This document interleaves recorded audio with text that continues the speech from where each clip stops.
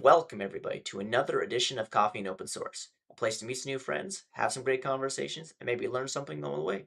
I'm your host, Isaac Levin. If you're enjoying the conversation here, be sure to like, scroll, like, follow wherever you're watching or listening.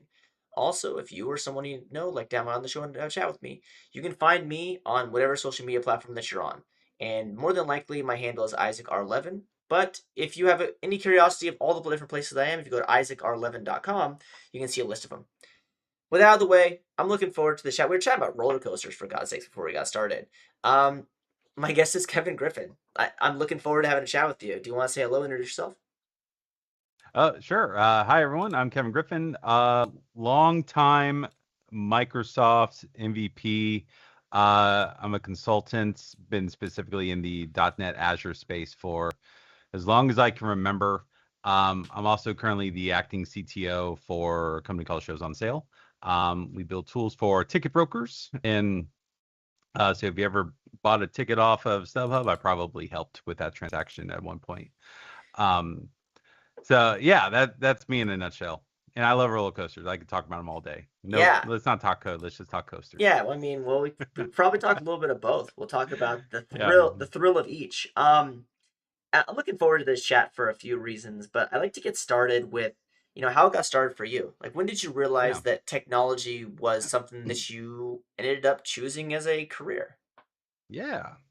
When I was a kid and we were talking about this pre-show, like we're both near the same age. Like I remember when computers weren't a thing in the house. And I remember being around 10 years old and my parents going out to get the computer. Like we went to Circuit City and we bought Yeah, it was a Packard Bell 486. It did have a CD-ROM, so it was new fancy. Brought that home and I wasn't allowed to touch it because it was a very expensive machine and my parents didn't want to risk me doing something dumb on it that they couldn't fix. Um, and my I was a Navy brat, so my dad was deploying every now and then. I remember very specifically, like he went on a deployment, and when the cat's away, the mouse will play.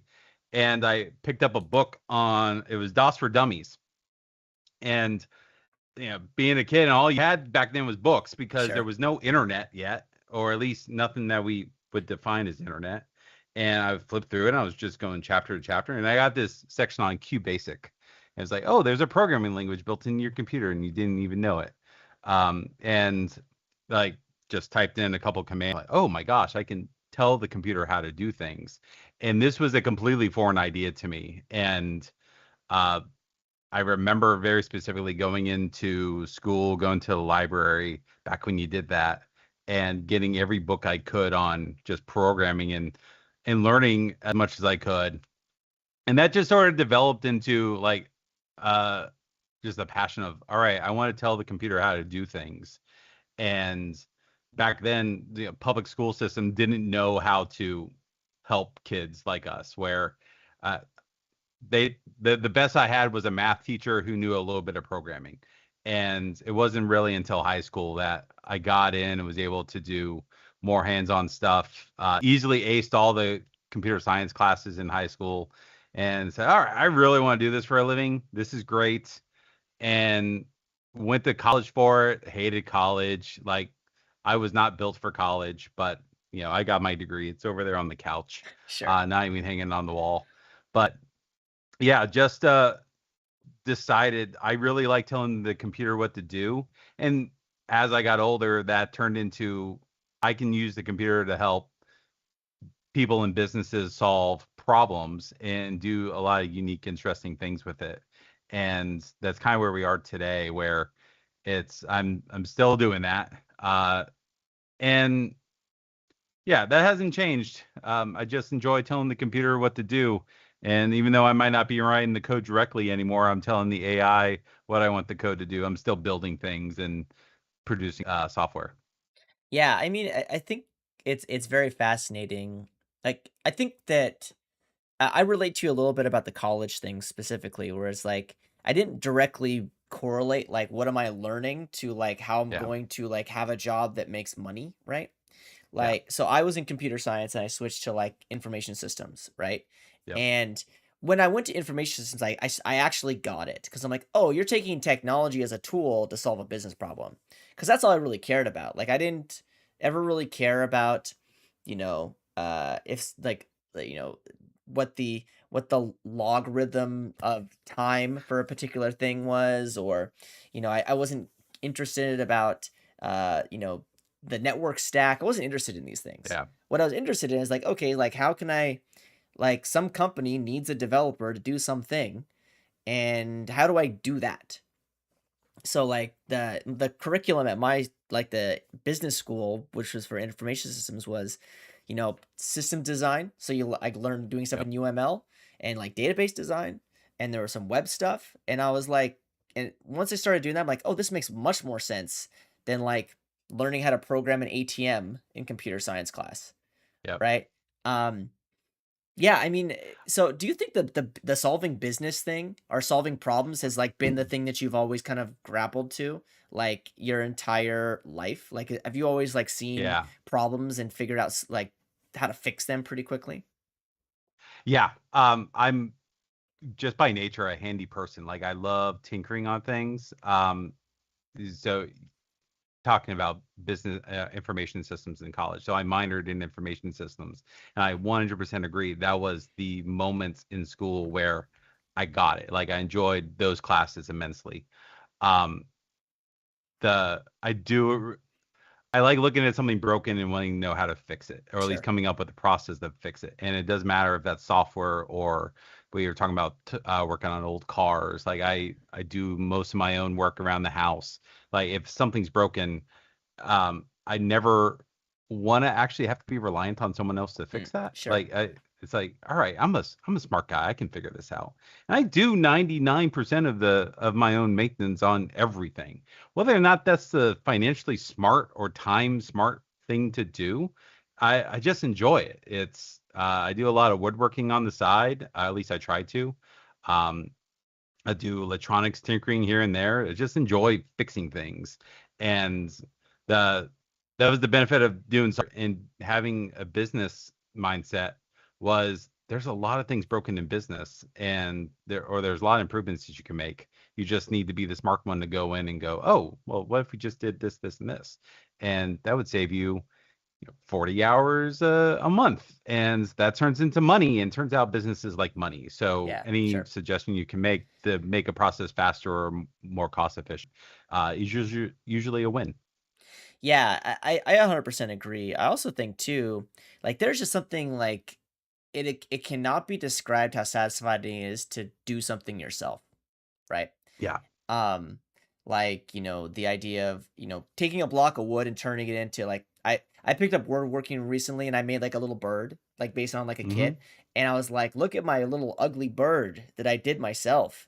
And my kid is like, that doesn't look like a bird. I'm like, it looks like a bird to me, damn it. Um, but it's like one of those things where, and I think with software specifically, like we are so immune to failure.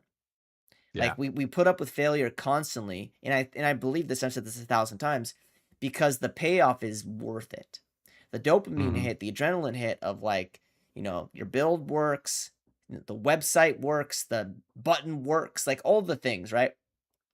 We are able to put up with things not working like 99% of the time because the Yeah. payoff is so good.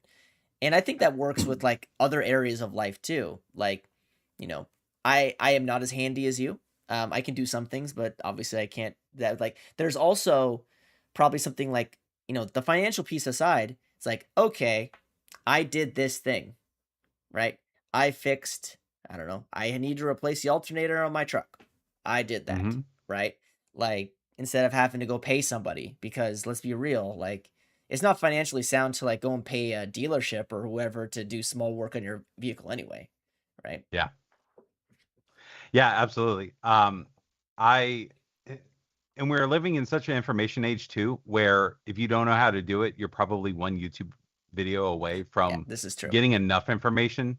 My This past weekend, I replaced the mini split in my office AC unit. So uh, now I'm not an HVAC guy, but I can watch a YouTube video and I did most of the work, and the tools I didn't have, I could actually go just borrow for free from different place here in town.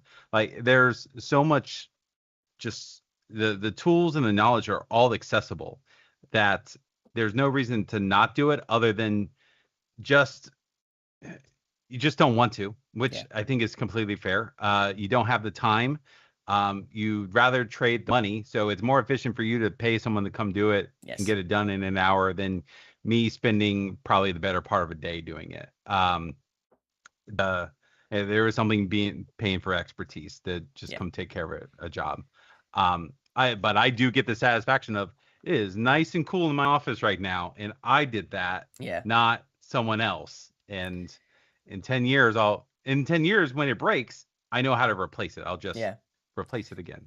Yeah, I replaced the brakes on my car a couple of months ago, and same thing. Like I got it. I had most of the tools, and I got the rest of them. I watched a video. The only thing that was very annoying is that like the guy in the video has probably done brakes 5 million times, so it was like a 10-minute Yeah. video, and it took me the better part of an hour for each tire. So like, but you know the feeling when the car brakes work, and like it just there's just like there's nothing really better to describe that. It's like, oh, like you feel like, and this is very probably somewhat offensive. Like you feel like a real man, right? Yeah. Right? And not to say that people that don't identify as men can't do these things, but like you like at least in your core as me, as like, oh, like it's like going to a monster truck show. Like there's nothing more like aggressive adrenaline filled than that. And there's nothing more fulfilling than being able to just say, "Oh, this thing, I fixed it with my own true hands." I can't remember what the cliche phrase is. Like I molded you in my own hands or whatever. But anyway, with that, and we talked a little. You mentioned AI at the beginning, right? How do you rectify? How do you square the circle with, the fact that you love solving problems and you love Yeah. getting your hands dirty, and now you're just prompting? And I know that for a Yeah. lot of people, it's well, the agent or the LLM is now a tool. Before it was an IDE and programming languages and all these other things, right? And we've just gone up the stack a little bit. Um, but how do you feel about the idea? It's like, if somebody comes to you and says, "Hey, Kevin, I need an app that does this," you're more than likely not gonna like write more than 5 lines of code yourself by hand. Yeah. Um, I I think the way I kind of push back on this is maybe at my core, I'm not a software craftsman, right? Mm, Like I yeah, don't like to and be an analogy going back to woodworking. Like there's woodworking, there's people with the hand tools and they're doing hand cut dovetails on boxes, and they're very into the crafts of building something with their hands. But then there's people who are just knocking stuff out on CNCs, and they're both woodworking, but one's using a more automated device to do the work, and someone's doing all the work by hand. Software is very much the same thing.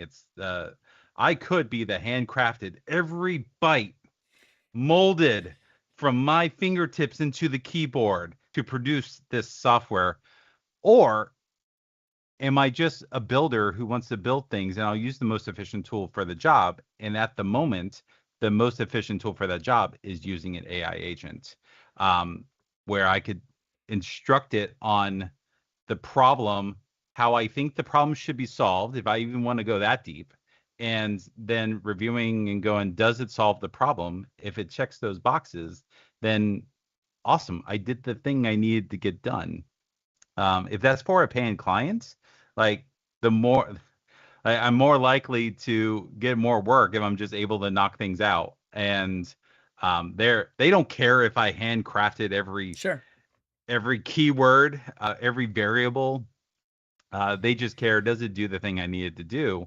And at the end of the day, it's like, all right, I could do more work in a day, or I could do the same work faster, and then I have time for other activities. Um, that I did a trip with my son 3 weeks ago. They had a camp, and I went to ride roller coasters one day while my agents were doing the work for me, and I was monitoring the progress on my phone, but the work was still getting done, and I was enjoying another hobby at the same time. Yeah. And it was still, I still do a 20% review of everything it builds. We still have tests in place. Like we have all the infrastructure to make sure we don't accidentally blow blow something up. Um, but that's the previous 15, 20 years of experience talking. Like Yeah. I know how to set up those systems.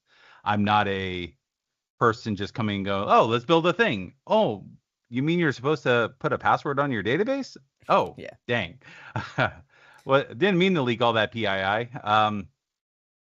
But yeah, that's a kind of a roundabout way. Is I'm a builder. I'm not a craftsman, Yeah. and I just want to get stuff done. I want to solve problems, and right now the best tool for that is the agent. And if it wasn't, I'd go back to whatever the next best tool was. I feel the same way. I also feel too like, to use your kind of anecdote of like I've been doing this, like I have 15 years of history to be able to know what the right thing is. And I think it's important Yeah, occasionally to remind yourself that these agents, they're not deterministic, right? Like they don't understand the concept of I need to do a good job, or I need to make sure the tests pass unless they're instructed yeah, to, right? And one of the things that I struggle with, it's like, you know, at some point in time, like I will lose the craft of coding, yeah, right? Like, you don't have to be separated for something for that long to start to get very rusty, right? And yep, there's gonna be a point in time in the future where if somebody, for whatever reason, like asks me to do something and they say, "Oh, you can't use I will struggle." Right. But then same. there's a pushback where it's like, well, why would I not be able to it's like an interview sort of thing. Like, why would I not be able to use AI? I'm going to use AI for the job. Um, have you kind of made peace with that? That like the Yeah, Kevin that got to this day, the 20 years of Kevin isn't useless, but is history. It's no yeah. longer current. It I'm perfectly okay with that. I think the real benefit now is going into a problem space. Like, so I work with this company shows on sale, and we have 20 years of history. Like, I understand the industry, I understand the business. I was basically working on a system that I hand built over a 10-year period. And then years before that, I maintained an old system. And there's so much knowledge that comes from how the system got to what it is today that now, like when I prompt the agent, it's me giving it the context of what I've been doing over the past years and telling it, I now need you to add this one thing. And this is how I would do it. And then it's also like having two or three more Kevins to kind of argue with me, because so many decisions I made back then were because I was working in a box just by Sure. myself, and I didn't have a colleague to kind of riff ideas off of with that had their own experiences. And now the AI will go, Kevin, all right, I understand your problem, I understand your proposed solution. I'm going to push back again, and I'm going to offer an alternative, and you tell me if you think this is a good idea. And I've actually think I've learned more from working with the AI because I'm introduced to ideas and techniques that I would not have normally done previously. Um, it's it's like going to conferences and watching YouTube videos. You watch someone do something that you know that you think you know very well, and then they do one little thing differently. You go, "Oh my gosh, I didn't even know you could do that." And you now have a new technique in your toolbox. I feel like that with AI every single day. It's I just learned something new, uh, and I'm just a natural skeptic sometimes. Like I'll learn something new and go, well, is it did I not know that just Sure. because I was ignorant, Yeah, or yeah. is it wrong? It's like then I got to research and I learned something else new along the way. Um, so I think AI has. I think I was getting burnt out before AI. Like I was Mm, just kind of done with the daily, just oh, let's sling the code. All right, production's running, everyone's happy. Now AI is like, ooh, I can just iterate on all dumb ideas I have very quickly, and I can throw them away if they're crap. I can put them into production if they're working the way they're supposed to. Um, and I have a team of folks I work with, and they're all doing the same thing, and we're like all just iterating so much faster than we would have ever iterated before. It's exhausting actually, but it's very exciting at the same time. Exhausting and exciting at the same time. That's a Yeah. pretty good way to phrase it. I think one of the things too that at least I'm struggling with, and I'd love to get your thoughts, is like we have done everything in software to this point in a synchronous world, Yep. right? Like, we plan, we code, we review, we test, we ship, right? Yep. So it's so guaranteed that even somebody made a little logo, right? And now you're talking about agents, not agent, right? So like I understand the Hmm. idea of agent replaces Isaac, but replacing is whatever. That's the choice word. That's the word I'm using. Agent replaces Isaac, but it's really agents with an S, so multiple. In the idea of how do I effectively wrap my head around there are three or four things that are running. Now all have separate tasks and they're all committing differently and they're all looking at and they're doing pull and they're doing all these things, right? Like that a quote unquote, group of individuals would do. But they're all tied to you centrally. Yeah. Have you been able to effectively pay attention when you have multiple agents running? Because that's what I'm struggling with today. It's like I'm I'm really struggling as yeah, well. I'm struggling with the idea where it's like if it's one agent running, two agents running, okay. Yeah. Three, I immediately am like, there's too much going on here. I and then to go back to what you're saying about the review thing, Yes. I will never review some of this stuff because it's just too much. Yeah. I definitely think I have a limit of 2 or 3 tasks, concurrent tasks at any time. That I've done dumb things where I've started a sprint and we use Jira for all of our task tracking. And I'll say, I have an orchestrator. I'll say, just go do the whole board for me. And it spawns half a dozen more different tasks, all picking up different tickets, and they start iterating on the tickets. And it's like, all right, Claude does the implementation, then Codex does the review, and then we throw it up in a pull request, and then Copilot gets its 2 cents in, and then Claude, iterates and just go around and round and round. And I lose track very easily of all the work being done. And that is just mentally exhausting. Where at the end of the day, um, I'm wrapping up. It's like I am fried because I Yeah. have probably switched context no less than 500 times that day, just jumping from one task to another. Like I'll watch the terminal windows, and if something stops spinning, it's like, oh, it's waiting for my input. Let me switch to that tab. And then first thing I do is ask myself, what was this tab even for? Like, what Yeah. problem are we solving in this tab? Because I have 15 of them, and I actually don't know what each tab is doing, but they're all doing something. Hmm. And and then sometimes I'll complicate it more where I'll do cross client work. So I have a couple small clients I do a couple hours for a month, and I'll open another set of terminals just for that client. It's like you just go iterate on an issue, make me some money while I'm over here working on just regular day job stuff. And halfway through the day, I'll switch back. I'm like, I don't even remember what these agents were working on. Um, so it's definitely a problem, and I don't know a solution to it. I've told a lot of the folks on my team, like, I'm going back to really just doing one thing at a time, even if I have to sit there and wait for the agent to do the work. It's no different than me typing and then waiting for compilation or waiting for a deployment to a test environment. It's or waiting for tests to run. I'm just going to take this moment to not think about anything else.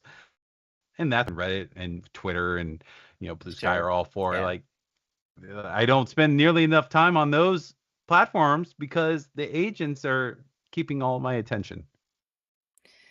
I mean, I think that's healthy. I think being Yeah. on the internet too long, so being chronically online is not a good thing. I think too, the you made an interesting point about like you don't know what they're doing, and I've started to sort of build this, I was like, do I even care what they're doing? Yeah. Because all I care about is what they give me at the end, right? Yeah. You know, uh, because of the fact that they're going to go off and do, these things are going to go off and do whatever these things think is the right approach to, solve the problem that we give them. Yep. Uh, do I care about the way they got there? I I think AI purists would say no. I think I'm still enough of a craftsman where I say I do care a little bit, more or less because I have I have a roadmap that I know I'm eventually going to get to, and I know like the task I'm working on right now, if it's solved in the way that the AI is solving it, I might not be able to easily implement other parts of my roadmap. Um, so I might need to push back and say, don't hard code this. Like put it in a database because we're going to need to add more later. And uh, I've had to tell the AI like it's not on my sprint right now, but just go casually look at this other ticket and change your direction because we're going to have to do this future work later. Um, I really have to remember the AI has a very limited context, and even though we Yeah, have like million token windows, that still cannot fit all the source code, 10 years of knowledge, all the data in our databases, all of our yeah, customers, how we expect every customer to use it. It's still looking at a very small sub slice of the total picture. So it is a little bit on me to be the responsible manager of the agent to say, you're doing good work, but I need you to tweak this a little bit. I'm actually working on a set of issues right now where I gave the agent more, uh, there could be a little bit more flexible in its decision and implementation. And I'm realizing there were a couple dozen gaps that I just missed, and I missed it too. So the limited review that I did, I missed all these things, and now we're having to go back and fix all these issues. Which actually, like, I don't know, is it saving me time? hmm Like, sure. I I assume it is because I don't know if I hand rolled all this code if I'd still have these problems or if I would just be responsible for fixing my own crap code. Um, but yeah. Yeah, I mean, it's all exhausting. What do they That's the say moral of the story. in season one of True Detective? I don't know if you've seen that show or not. They Mm, say the phrase that is like carried on from that show is like time is a flat circle, right? Where it's like how much time are you spending versus how much time are you saving, right? yeah, I think it really depends on what your comfort level is of trusting the yeah, output, right?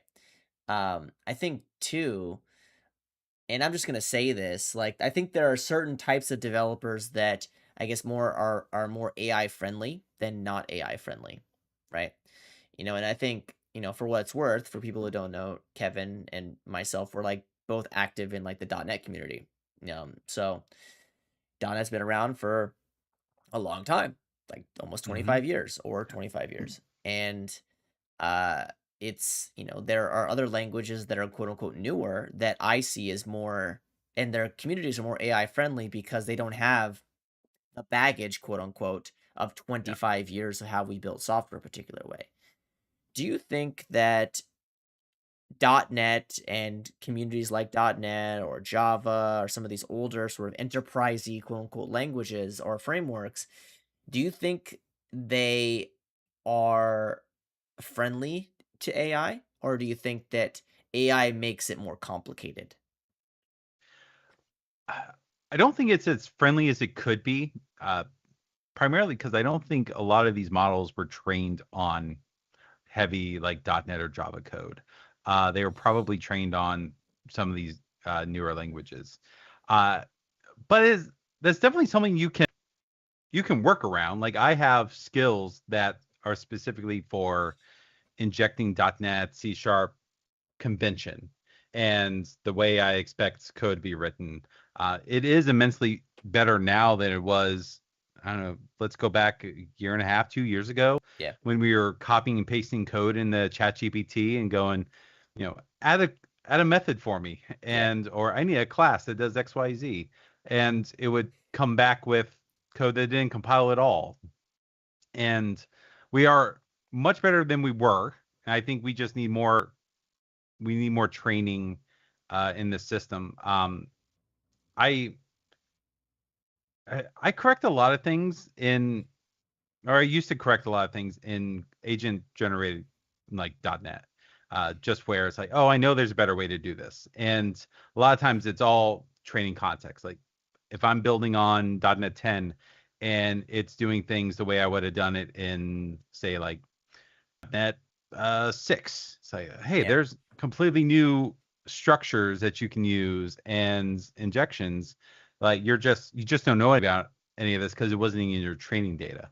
Um, and as soon as you mention something, it goes, "Oh, let me go look that up." And it's like, Sure. "Oh, you're absolutely Yeah. right. Yeah. I'm missing all this context."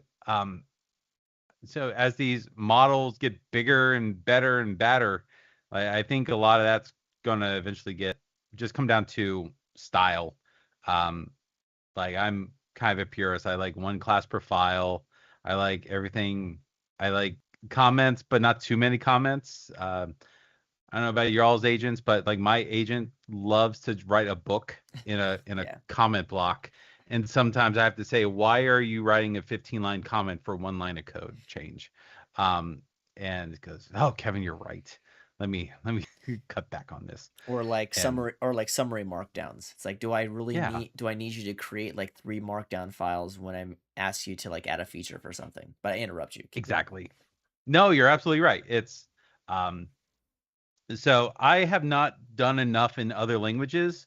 I take that back. Like it does all of its scripting and stuff in Python. It seems most trained on Python, which I think makes sense is what I've heard from others.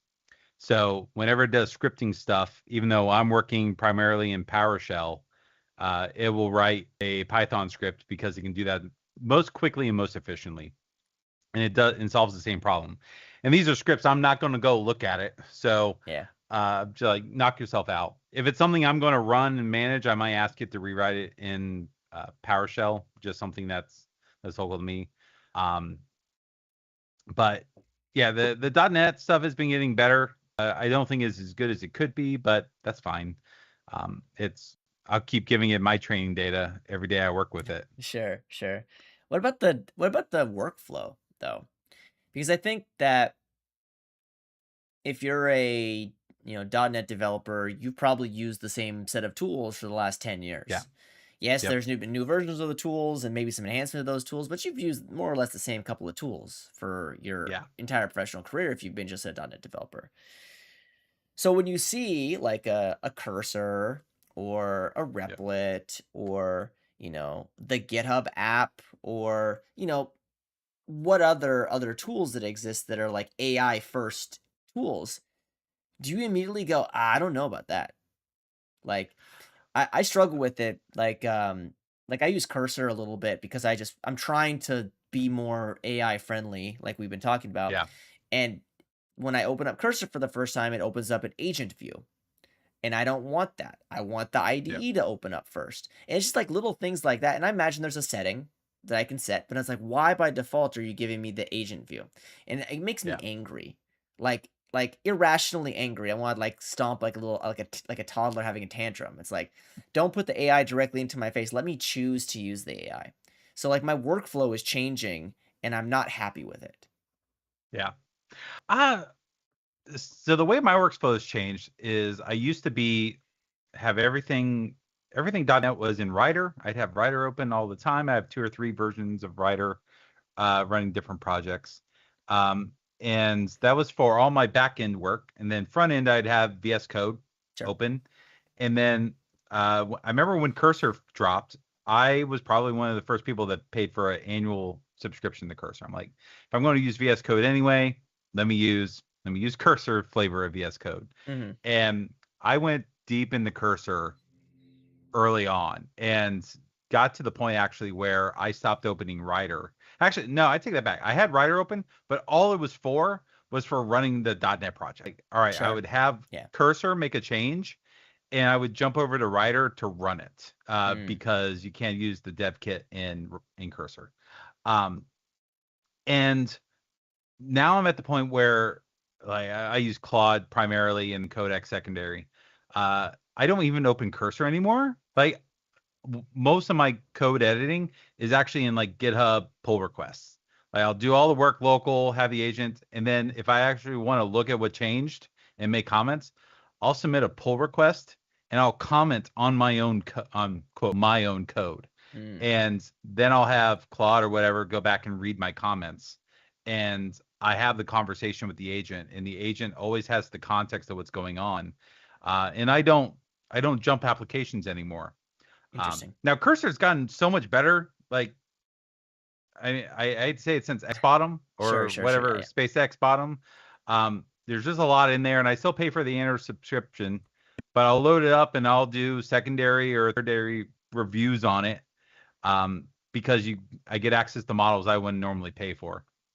And it's been insanely useful. And but really it's my default text editor that just happens to have all these AI tools built into it. So I don't even have VS Code anymore. That's gone off my system. So if I needed to edit immediately, it's in Notepad, and then if I need a little bit of syntax highlighting or whatnot, it's in Cursor. But like I haven't opened Writer in months. I still have it. I think I need to update it, but I'm not opening it every day. It's Sure. all Claude to pull request. Do you think it's good? Like you mentioned Notepad. Do you think it's good that you use Notepad? That's a joke, Well, right? Like, I mean, yeah, yeah, but it's because I learned like the first time I ever built a web page, I did it in Notepad, yeah. Same. right? Um, and I remember it being awful. And then Yeah, you get introduced to other tools like Adobe Dreamweaver or Front Page or whatever, and you're like, oh, this is so much better. And then you find out yeah, those tools suck for certain reasons, and then you're using other tools, right? But it's like those tools, even though they're annoying, are immensely times better than just typing text into an open box, right? yeah, Um, and and the reason why I bring up the notepad thing is because that's what we're doing. Like, if you want to plainly think about it, like, yeah, we can add files or add attachments or reference sections of code or whatever, but we're just typing into a fancy version of Notepad, right? yeah. There's no IntelliSense, there's no code completion, there's no Roslyn analyzers, there's none of those things. It's just typing. Yep. I like biggest reason I will use Notepad at all is it's still the fastest loading app on the machine. Sure. So if I Yeah. just need to get into a text file and make a tweak or write down something, it's Notepad. Oh yeah. Um, Even though like in Windows 11 they've capped Notepad so badly, like that also doesn't load it as quickly as you want it to anymore. Um, Cursor is my secondary, and specifically for what you were saying, like I need syntax highlighting. I want to be able to read the code like I would have read the code years ago. Like I need a little bit of that context. But yeah, I'm not. It is a fancy notepad at that point, like you said, because I'm not running the application from it. I'm running the application all from actually, and it's why I don't load Writer. Is I can just have Claude start the app for me in a background shell. Everything works. And actually, if the compilation fails for any reason, Claude just comes in and goes, "Let me fix that for you," and it fixes its own issues, and then the application eventually starts. Mm. Um, This is gonna sound really yeah, gross, and I apologize for everybody, but I work at JetBrains, and you were talking about Cursor and not yeah. having great .NET support. So the ReSharper plugin for Cursor now has like full C# support.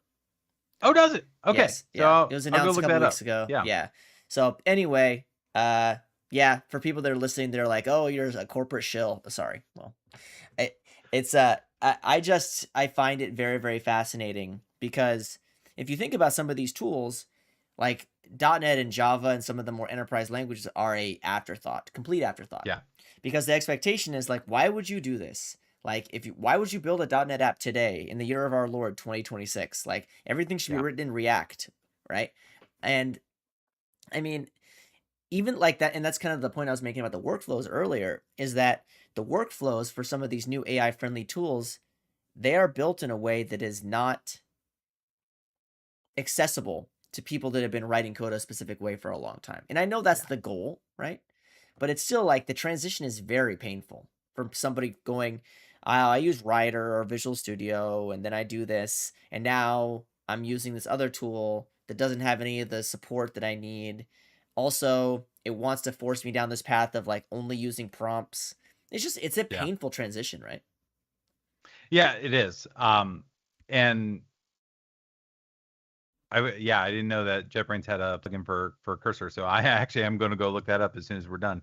Um, it's there have been a number of times I'm not feel kind of bad for admitting this, like where I've had to prompt a one line of code change just because I was too lazy to go open the editor. Oh And man. it's like, I need you to change this, I need you to change that.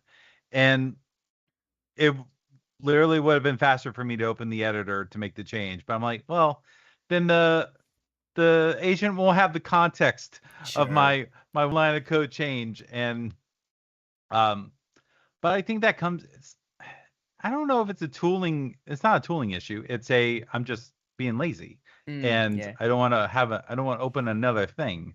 Um, but yeah, Also, I think, and yeah, this is probably an unhealthy personality trait that I have. It's also nice to like kind of tell the thing it did something wrong. yeah. Where Oh man, it's like this button should be rounded and the background should be blah blah blah.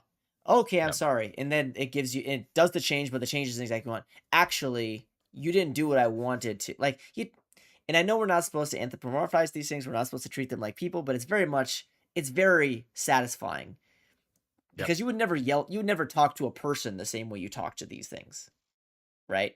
Like you would get fired, The no one would want to be friends with you, like so it is somewhat satisfying to just kind of beat up the agent a little bit, talk down to it, do all the things, right? the yeah.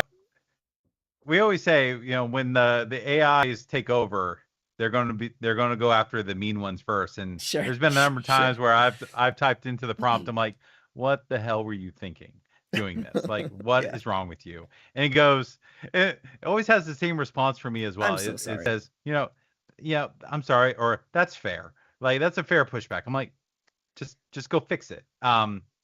And the issue I'm running into is with all the new models, like Claude doesn't like doing anything anymore, where its classifier kicks in and goes, I'm not going to do that because that doesn't seem safe.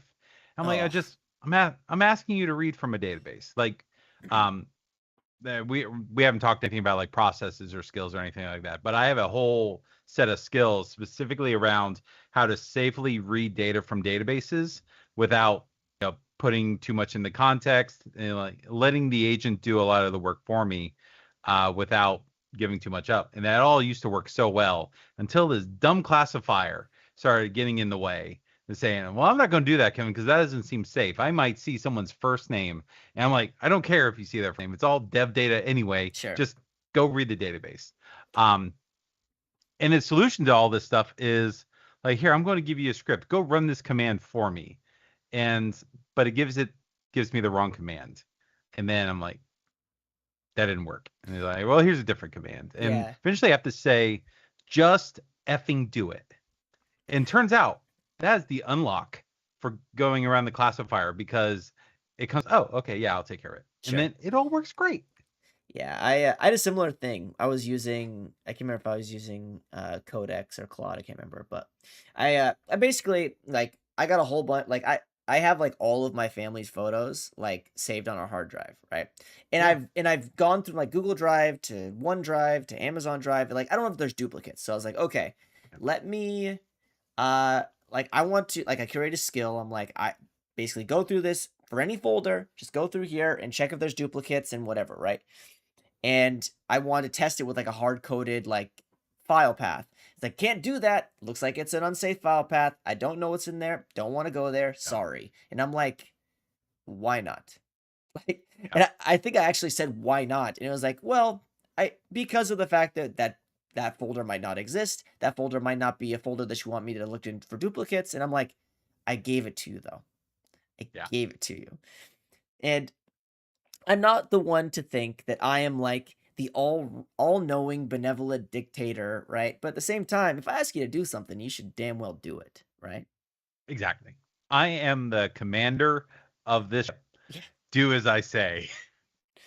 What is it? What does Moana say to Maui? Like, I you will board my ship, you will do the things, like just be very direct in what you're telling the thing to do. Um, I mean, also too, what I find is very fascinating about this point in time in technology, especially around AI, is that the community is very like split into two factions, where it's like I see the value here, but I still like doing the work that I'm doing. And then Yeah, there's the the people that are like, I've built a cluster of agents to manage my entire life, and all I do is I sit and I look at my screen and watch the text fly by. yeah. And I have a feeling I know what camp you're in, but it's like, do you think the idea some of these like alternate realities that some of these like very very pro AI folks live in, do you think those are ever going to be attainable for the mass population of people that work in tech? Say it one more time. So is Do oh, you think that yeah, we will ever get to the point where the experiments or machinations that these more like AI truthers yeah. live, do you think that that is accessible or reachable for most of the people in tech at some point? I think eventually. I think we're eventually going to get to that point. I I do realize that a lot of us live in an AI bubble. Like I'm not bleeding edge by any means. I'm very cutting edge, at least when it comes to terms of AI. And I still talk to people who aren't allowed to use AI. Yeah. They're at play and they don't care enough to experiment with AI on their own. Um, there's still a good percentage of the tech world who's not using AI at any capacity. Um, but like my wife and kids and my mother-in-law like all know about ChatGPT Yeah. and they're using it for different types of problems and almost have everyone to a point where they ask ChatGPT before they ask me about something. Um, so I do think it's a matter of time. Like I think eventually we're all going to have the agent in our pocket. Like our whenever Apple figures out the best way, right, to make Siri useful, Yeah. we're all going to have like our own little agent in our pocket where I can have a conversation with it like I would with ChatGPT or Claude, and it's going to do all the amazing things I wanted to do. Um, like I think eventually we'll get to that point. And also we have to figure out our token situation. Like, are we ever going to have to pay for tokens directly, or are we? Do I get the reason I can do what I do is because I pay for the subscription and Sure. I burn tokens like they're going out of style across two subscription, two, three. I have three subscriptions, two to Claude and one to Codex. Oh, then I have Cursor. I have four subscriptions, and yeah, like when we're not burning tokens, like our lives depend on it. Um, I think it'll become way more open for everyone. So yeah, it's just a matter of time. I think we'll get there. I can't tell you. Also, 2 years ago, I would have told you what's AI. I'm like, oh, Yeah, sure. ChatGPT is fun. I've used that a couple times. It didn't know how to do basic math, and now it's like passing the bar exam, right? Yeah. Yeah, I mean, I think for some tasks, like the lift is so simple, right? I think where I struggle with, and we talked about this a little bit earlier, it's like doing all of the stuff at the same time and doing it as effectively as like a group of people. And Yeah, yes, I understand that 18 months ago, none of this stuff was really viable, and now we're here, right? Um, but I worry about like how the community changes, like because right now, and whether this is good or bad or indifferent, I don't really know. But it's like we have a .NET community, there's a Java community, there's people that yeah, love microservice architecture, there's people that love gaming, there's people that like there's all these different areas of tech, right? And every area of tech has a community. my worry is that in some point in time, is there going to be a future where like there isn't all these different communities because we don't care about the language anymore. We don't care about the frameworks. We don't care about the architecture. We just care about input, output, and Yeah. AI in the middle. I I do fear that's probably what's going to happen. Like submitting to like conferences, right? Coming up with useful topics. This used to be a lot easier before AI because you could just pick any little thing in a language or framework or platform and you could do a 60-minute talk on it. And you would be new and cutting edge and you would blow everyone's mind.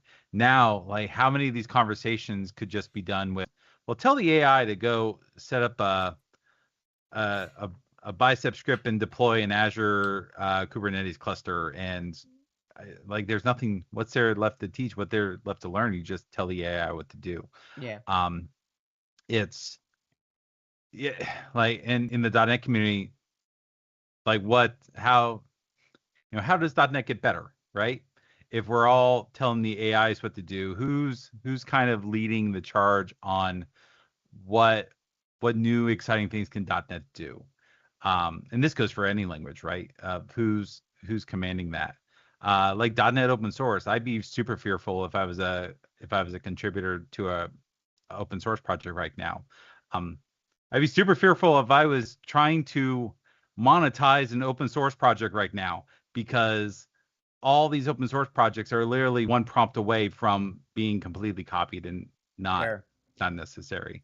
Um, it's not good for the community, but again, if we're just builders and we need to get stuff done, like don't it's everything's one prompt away. So I don't think anyone really cares at that point. Yeah, I mean, it's funny because I do think there will be pushback. My honest take on it is that there will be pushback to the consolidation of interests. I think that there will be pushback there. I don't know what that pushback looks like, but I just have a Yeah. hard time believing that somebody that has been a .NET developer for 25 years, all of a sudden going into work one day, I'm no longer a .NET developer. I am an AI engineer or whatever it is, Yeah. right? Like I refute, like especially at scale, I do not believe that's a thing. Especially like you're mentioning about some companies just say no to AI. Um, Yeah. I also think that it is essential for us to continue to live on as humans if we have community.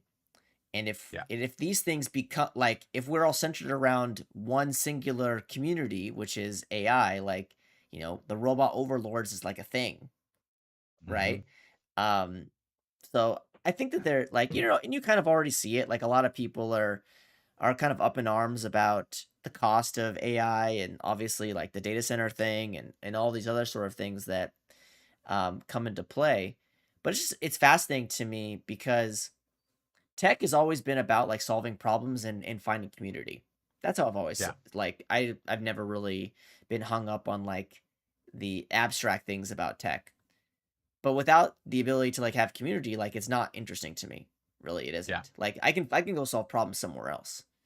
Um, the money's nice, but Yeah. if I don't really have the community, I don't know how much I really will enjoy being in tech.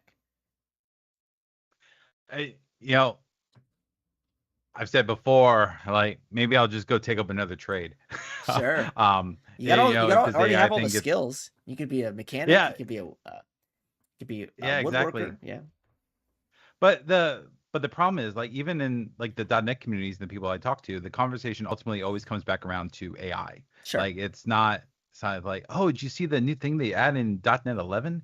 And like I don't have those conversations with anyone anymore. It's Yeah. always like, oh, what's your agent stack? And hey, I'm trying out this skill, or have you seen this MCP server? Um, and that's a very like I don't know if the community's going to go away or if the community's just going to change. So Sure. it might not be we're super niched in .NET like we had been, but now it's we're the AI crew, and maybe we're the part of the crew that uses .NET. I'm in a small business group with a couple dozen entrepreneurs, and I'm the .NET guy in the Sure. crew. Everyone else is Rails or Go or everything in between. And I have a community with them on a different set of topics. Um, but I'm also the .NET guy if anyone ever runs across a .NET problem. Um, Yeah. yeah, I think the community's just going to change. I don't think it's going to be the way it used to be, which is sad. But Oh yeah. I mean, I think also there will still always be a want for people to actually write code. I don't mean yeah, it as a full-time job. I think you know, there will be always a group of individuals that are like, you know what? I know that I could probably have, Claude write this for me in 8 seconds, but if I can do it in an hour, I'll do it in an hour. yeah, There isn't as much of a time constraint in some particular cases. And I understand that, we're all at the will of our employers, but at the same time, especially when, you think about every time you hit enter, it costs money. Like, there'll be opportunities in the future where it's like, do I want to waste money with writing this method? yeah, yeah. Is it worth my time? Yeah. Or Is it worth my time, or is it worth my company's money? More than likely it'll yeah. be my company's money, but unless you're paying for the subscription yourself, maybe not, right? And another thought is I was listening to another podcast and they were talking about the like retro game community. Sure. And like one of the things that a lot of these folks have done is they poured years and years and years into taking old retro video games and making them so they run on modern hardware, Yeah. and taking something like an old like Nintendo 64 game, and you can actually do a lot of the work so it can run on a modern PC. And what this community is finding is, all right, with AI, you could actually take any retro game and the AI could build a compilable version of it Yeah. in a couple hours, and you could say, "Oh, you wanted to play Donkey Kong on your PC? Boom, now you can." Yeah. And there's still the purists out there going, "No, you have to, spend 5 years going through every byte to figure out how this should compile on modern hardware." When there's other people who just say, I just want to play Donkey Kong, Yeah. or I want to play Mario Kart. I just want to do that, and I don't care how I get to the end result. I could just tell the machine to do the thing, and it'll do the thing. Um, so what we might get out of this are, one community is going to turn into multiple communities, very niche communities that all care about solving a problem very specific way for a very specific reason. Um, Well, I mean, yeah, the future is definitely up in the air. That's what I think. And I just looked at the time and I'm like, "Oh, it's been an hour." This has been great, Kevin. It's funny you mentioned, like, you have conversation with people at conferences or whatever, and like it's all about AI. Well, I can tell you this is somebody that has a podcast. Every conversation is about AI. I talk to people that are in .NET, I talk to it people that is. are in Python, I talk to people in Yeah, JavaScript. It's all about AI. yeah, And sometimes I feel like, is is the conversation about AI, am I just having the same conversation 18 different times, but with like yeah, but what I've rationalized, or what I've come to grips with, is everybody's got a very strong opinion on how this works in their life. yeah. And it was great to kind of hear how you have been able to be more effective, but also not lose that craftsmanship that you were talking about, which I think is really important. Yeah. I mean, in the end, and this is the moral of the story, I am still responsible for what goes into production. Yeah. It doesn't matter what tool I'm using. In the same way, like if I'm changing the brakes on my truck, I'm responsible for if those brakes work or not when I get out onto the road. Yeah. So Exactly. if and because of that responsibility, I am going to do the due diligence necessary to make sure that what I'm putting out there is safe, whether or not I'm hand rolling the code or I'm asking the agent to write the code for me. Because you know if data leaks, if people lose money, I'm ultimately responsible for that, not the agent. If the agent, what's the thing? Because the computer can't be held accountable. It shouldn't make decisions. Um, we really need to remember that. Like, Yeah, very I much think so. everyone should do a little bit of due diligence checking what the AIs do, because we are ultimately responsible for it. And until we can blame the computer and it takes responsibility, um, yeah, I don't even want to touch that. If the computer can accept failure and accept response and then take responsibility, I don't think we need to be around anymore. yeah, But again, this has been great, Kevin. And for folks that maybe you're not following Kevin already, there's a couple different places. Consult with Griff is a good place. Consultwithgriff.com. That's a website where you can get to know a little bit more about him. There'll be some links to some other social media handles and places you can find information about him in the show notes. Before we sign off, my friend, do you have any parting words? Uh, AI is the future, whether you like it or not. Sure, Just sure. yep, throw away all your other convictions, and don't forget to touch grass every now Yeah, and then. yeah, yeah. Um, you can sit at your desk from 8 to 5 and not think about anything other than the agents, but go outside every now and then. It's very important. It's very, very important, Yeah, especially when it's nice outside. Even when it's not nice outside, it's nice to touch grass. yeah. Um, and again, thanks again for this. And thanks for the folks that were listening in live and the folks that are listening or watching in the future. My name is Isaac Levin. This has been Coffee and Open Source. And if you like this episode, like it, share it, do all the things with it. Because I would love to, do this more and get more feedback and figure out what sort of people I like to chat with. So I hope you have a great day. And for my friend Kevin, enjoy the rest. Take care. Thank you, Isaac. All right. That's